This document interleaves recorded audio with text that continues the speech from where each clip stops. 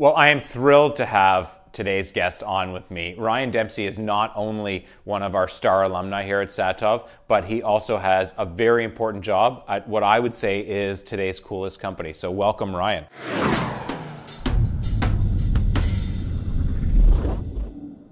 So I joined Uber about 4 months ago. I work out of the Toronto office here in the in-city operations team. And really my role is about managing the customer experience both for the riders and the drivers in many of the cities in Ontario.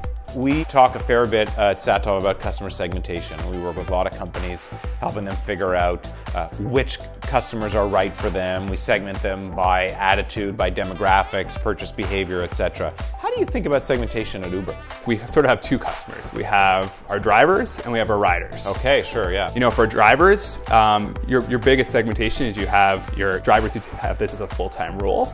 Okay. And then you have your people who do this, the predominant amount of our drivers who are more part-time. Okay. Where they have some of their job, but they're only doing really driving for Uber about 10 hours per week. Is it hard to manage because people who are part-time tend to have sort of similar shifts, and do you have times where you have too many drivers and not enough drivers, or does it sort of work out naturally, or you have to manage that proactively a lot? One of the more difficult things we have to manage is that the demand is so high at certain periods of time. Right.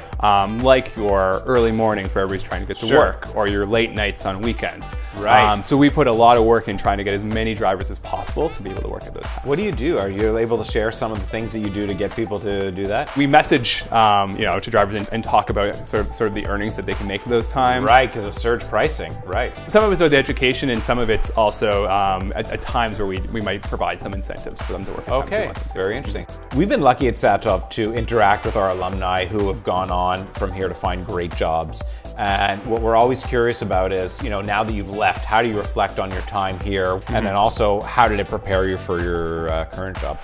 Sure. So, I think a couple things that I really enjoyed that have really translated. One is that the ownership you're able to take on projects. At Satov, after you've kind of learned the ropes after a couple months, you're working on small teams, usually 2 to 3 people.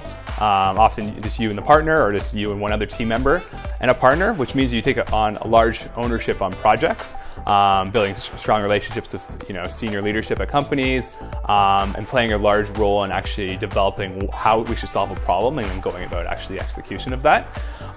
So I think at Uber, being able to have that independent thinking, being able to early on come into the company and come up with my own ideas, push thinking and how we should go about solving some of the problems that our team's looking at. I was able to come in and do that more quickly because I had already done a lot of that at Satov. Could you describe in one sentence Uber's customer strategy? Sure. I'd say how we think about it is, live in your customer's shoes, be customer obsessed. The rest will come our way after that. That's succinct, and it's actually quite inspiring. Thank you so much for being here. It was really fascinating. Thank you for having me.